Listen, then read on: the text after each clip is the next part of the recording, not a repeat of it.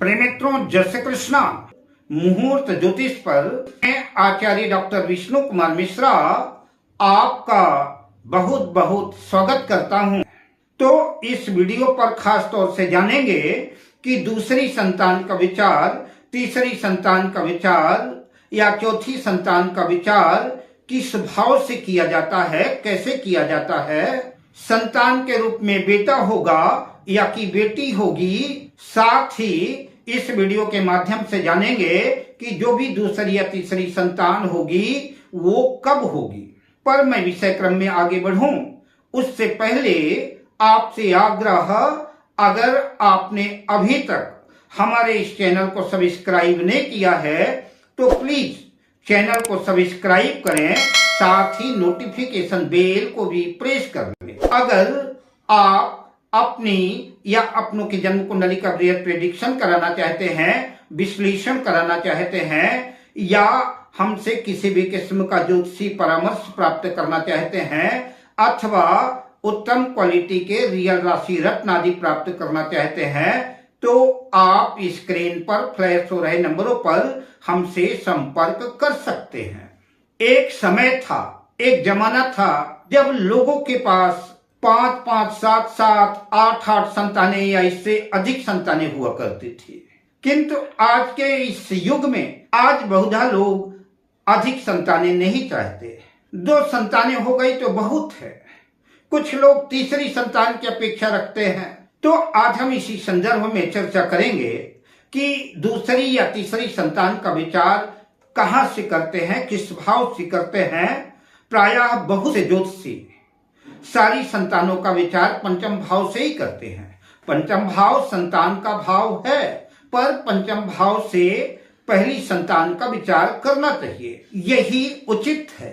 इसके बाद जो दूसरी संतान, तीसरी या चौथी संतान आदि देखेंगे, उसका विचार जन्म पत्रिका के अन्य भावों से किया जाना चाहिए। जैसे लग्न से तीसरे भाव से हम भाई बहन का विचार करते हैं, तो जिस तरह से हम लग्न से तीसरे भाव से भाई बहन का विचार करते हैं, ठीक उसी तरह से हम संतान का विचार कर रहे हैं कि दूसरी संतान, तीसरी संतान, चौथी संतान का विचार करेंगे तो संतान का विचार पंचम भाव से होता है।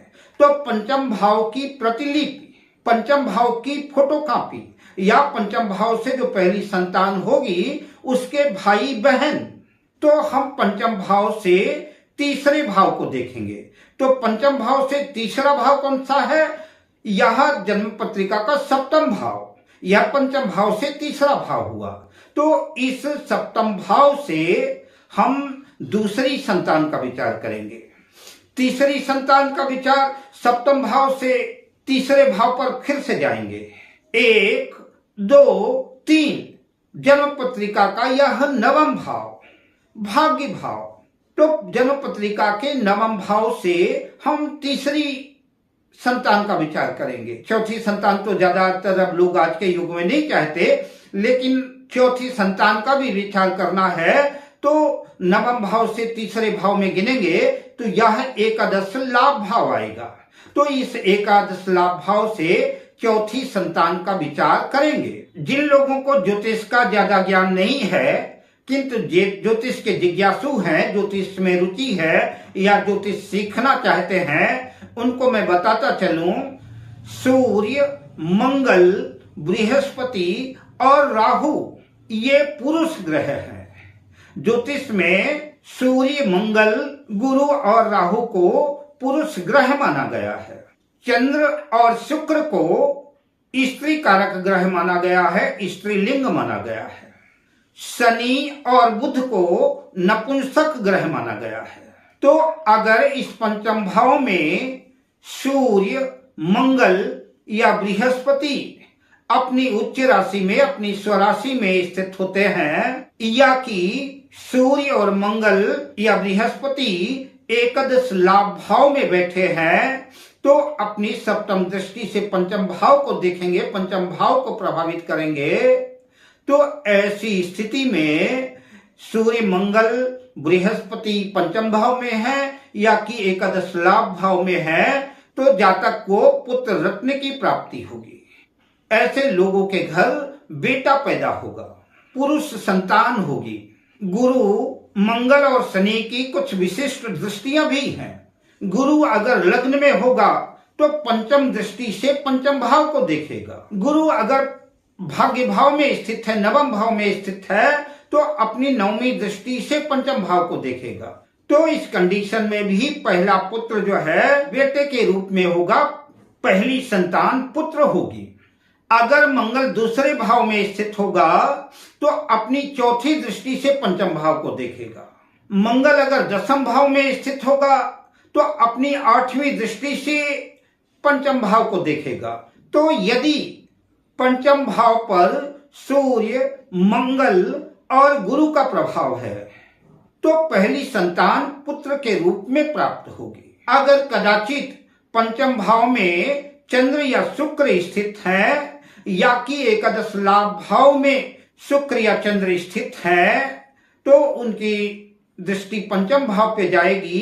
तो अगर पंचम भाव पर शुक्र या चंद्र का प्रभाव है तो ऐसे जातकों को पहली संतान कन्या के रूप में, कन्या रत्न के रूप में प्राप्त होगी। और जब भी इन ग्रहों की दशा अंतर्दशा आएगी उस अंतराल में पुत्र या पुत्री संतान की प्राप्ति होगी। बात दूसरी संतान की करें तो जैसा कि आप जान ही चुके हैं कि दूसरी संतान का विचार सप्तम भाव से करेंगे। तो अगर सप्तम भाव में सूर्य, मंगल या देवगुरु बृहस्पति स्थित है तो ऐसे जातक को पुत्र प्राप्ति होगी। और अगर लग्न में यही ग्रह सूर्य, मंगल और देवगुरु बृहस्पति स्थित होते हैं तो दूसरी संतान पुत्र के रूप में होगी, क्योंकि लग्न में स्थित होकर के सूर्य, मंगल और गुरु सातवीं दृष्टि से सप्तम भाव को देखेंगे तो दूसरी संतान पुत्र के रूप में प्राप्त होगी। गुरु तृतीय भाव में होंगे तो पंचम दृष्टि से सप्तम भाव को देखेंगे। देवगुरु बृहस्पति अगर एकादश लाभ भाव में स्थित होंगे तो अपनी नौवीं दृष्टि से सप्तम भाव को देखेंगे तो दूसरी संतान पुत्र के रूप में प्राप्त होगी। इसी तरह से अगर मंगल चतुर्थ भाव में स्थित है तो अपनी चौथी दृष्टि से सप्तम भाव को देखेगा। और अगर मंगल व्यय भाव, बढ़ावे भाव में स्थित होगा तो आठवीं दृष्टि से सप्तम भाव को देखेगा। तो ऐसी स्थिति में भी ऐसे जातकों को पुत्र रत्न की प्राप्ति, जो भी ग्रह प्रभावित होगा, सूर्य, मंगल, गुरु, इनकी दशा अंतर्दशा में पुत्र रत्न की प्राप्ति होगी। किंतु इसी सप्तम भाव में अगर शुक्र स्थित है या कि चंद्र स्थित है या कि दोनों स्थित है या कि लग्न में सूर्य और चंद्र स्थित है या कोई एक ग्रह भी स्थित है तो उनकी सातवीं दृष्टि सप्तम भाव में होगी। तो ऐसे जातकों को शुक्र या चंद्र जो भी प्रभावित होंगे उनकी दशा अंतर्दशा में कन्या रत्न की दूसरी संतान की प्राप्ति होगी। तो पहली संतान के बारे में जान लिया, दूसरी संतान का विचार जान लिया कि सप्तम भाव से किया जाएगा। अब तीसरी संतान की चर्चा करते हैं। तीसरी संतान का विचार नवम भाव से किया जाएगा। जिस जातक की जन्म पत्रिका का आप अन्वेषण कर रहे हैं उसके नवम भाव में अगर सूर्य स्थित है या कि मंगल स्थित है या कि देवगुरु बृहस्पति स्थित है तो ऐसे जातक को तीसरी संतान पुत्र के रूप में प्राप्ति होगी। वहीं अगर जन्म पत्रिका के तृतीय भाव में ये तीनों ग्रह स्थित हैं, सूर्य, मंगल और देवगुरु बृहस्पति, तो उनकी सप्तम दृष्टि नवम भाव पर जाएगी तो भी जो है तीसरी संतान, इनकी दशा अंतर्दशा में तीसरी संतान पुत्र के रूप में प्राप्ति होगी। इसी तरह से अगर देवगुरु बृहस्पति लग्न में स्थित होगा तो लग्न में स्थित होकर के अपनी नौवीं दृष्टि से नवम भाव को देखेगा या कि देवगुरु बृहस्पति पंचम भाव में स्थित होंगे तो पंचम भाव में स्थित होकर के अपनी पंचम दृष्टि से नवम भाव को देखेंगे तो भी जो गुरु की दशा अंतर्दशा में तीसरी संतान पुत्र के रूप में प्राप्त होगी। बात मंगल की करें तो मंगल अगर जन्म पत्रिका के छठे भाव में स्थित हैं तो छठे भाव में स्थित होकर के मंगल अपनी चौथी दृष्टि से नवम भाव को देखेंगे। मंगल अगर जन्म पत्रिका के द्वितीय भाव में स्थित होते हैं तो अपनी आठवीं दृष्टि से नवम भाव को देखेंगे। तो ऐसी स्थिति में भी जातक को तीसरी संतान पुत्र के रूप में प्राप्त होगी। अगर नवम भाव पर चंद्रमा या शुक्र स्थित है या कि तृतीय भाव पर चंद्रमा शुक्र स्थित है, क्योंकि इनकी एक ही सप्तमी दृष्टि ही पड़ेगी, तो तृतीय भाव में स्थित होकर के चंद्र शुक्र नवम भाव को देखेंगे या कि नवम भाव में चंद्र और शुक्र स्थित है, तो चंद्र या शुक्र जो भी ग्रह होंगे इनकी दशा अंतर्दशा में ऐसे जातक को कन्या रत्न की प्राप्ति होगी। यद्यपि ज्योतिष शास्त्र महासागर है, यही ग्रह अगर शत्रु राशि में स्थित होंगे या कि शत्रु दृष्टि से देखेंगे या नीच राशि में इन्हीं भाव में स्थित होंगे या कि नीच दृष्टि से देखेंगे या कि पाप क्रूर ग्रह राहु शनि आदि का प्रभाव होगा, तो संतान प्राप्त करने में मुश्किलें आएंगी, विलंब होगा और कदाचित मान लीजिए कि गर्भ ठहर भी जाए तो एवर्सन गर्भपात की स्थितियां बन सकती हैं। अतः जन्म पत्रिका का विश्लेषण करते वक्त अगर बात समझ में ना आए तो बेहतर तो ये होगा कि किसी योग्य ज्योतिषी से परामर्श लें, तो ये अत्यंत बेहतर होगा। अब मैं आपसे लेता हूं विदा, मिलता हूं अगली वीडियो में शुभ कामनाओं के साथ। जय श्री कृष्ण।